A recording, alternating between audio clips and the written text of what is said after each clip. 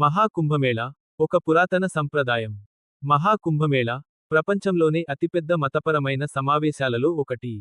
ప్రతి 12 సంవత్సరాలకు ఒకసారి భారతదేశంలోని 4 పవిత్ర నగరాలైన ప్రయాగ, ఉజ్జయిని, హర్ద్వార్ మరియు నాసిక్లలో జరుగుతుంది. ఈ మేళా హిందూ మతంలోని అత్యంత పవిత్రమైన సంఘటనలలో ఒకటిగా పరిగణించబడుతుంది మరియు కోట్లాది మంది భక్తులు ఈ మేళాలో పాల్గొంటారు. కుంభమేళా యొక్క పురాణ కథ. కుంభమేళా యొక్క మూలాలు హిందూ పురాణాలలో ఉన్నాయి. దేవతలు మరియు రాక్షసులు అమృతం, అమరత్వం ఇచ్చే పానీయం కోసం సముద్రమంతనం చేశారు. మథనం చేసేటప్పుడు అమృత కలశం, కుంభం ఆకాశంలోకి ఎగిరిపోయింది. ఈ కుంభం 4 ప్రదేశాలలో పడింది: ప్రయాగ్, ఉజ్జయిని, హర్ద్వార్ మరియు నాసిక్. ఈ ప్రదేశాలలో పడిన అమృతం యొక్క పవిత్రత కారణంగా ఈ నగరాలు పవిత్రమైనవిగా భావించబడుతున్నాయి.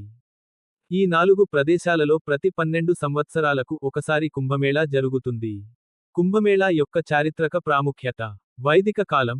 కుంభమేళా యొక్క మూలాలు వైదిక కాలానికి చెందినవి. వేదాలలో ఈ మేళా గురించి ప్రస్తావన ఉంది. పురాణ కాలం. పురాణాలలో కుంభమేళాను సముద్రమంతనం కథతో అనుసంధానించారు. మధ్యయుగం. మధ్యయుగంలో కుంభమేళా మరింత ప్రాచుర్యం పొందింది. మొఘల్ చక్రవర్తులు కూడా ఈ మేళాను ప్రోత్సహించారు. ఆధునిక కాలం. ఆధునిక కాలంలో కుంభమేళా భారతదేశంలోని అతిపెద్ద సాంస్కృతిక మరియు మతపరమైన కార్యక్రమాలలో ఒకటిగా మారింది. కుంభమేళా యొక్క ప్రాముఖ్యత. ధార్మిక ప్రాముఖ్యత. కుంభమేళా హిందూ మతంలో అత్యంత పవిత్రమైన సంఘటనలలో ఒకటి. భక్తులు పవిత్ర నదులలో స్నానం చేయడం ద్వారా తమ పాపాలను శుద్ధి చేసుకుంటారని నమ్ముతారు. సాంస్కృతిక ప్రాముఖ్యత. కుంభమేళా భారతీయ సంస్కృతి మరియు సంప్రదాయాలను ప్రతిబింబిస్తుంది. ఈ మేళాలో భక్తులు సంగీతం, నృత్యం మరియు నాటకాలను ఆస్వాదిస్తారు. సామాజిక ప్రాముఖ్యత. కుంభమేళా భారతీయ సమాజంలోని వివిధ వర్గాలను ఒకచోట చేర్చి, సామాజిక సామరస్యాన్ని ప్రోత్సహిస్తుంది. ముగింపు.